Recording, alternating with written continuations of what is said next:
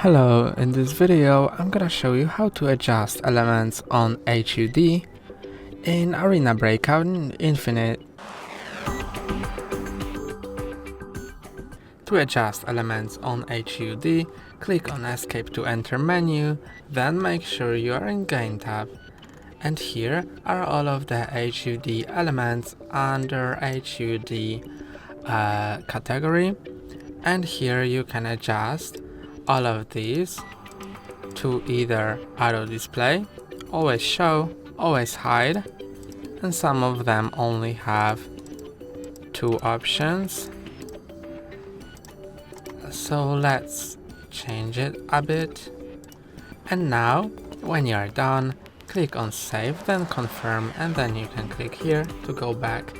And that's all for today. Don't forget to like and subscribe. See you next time.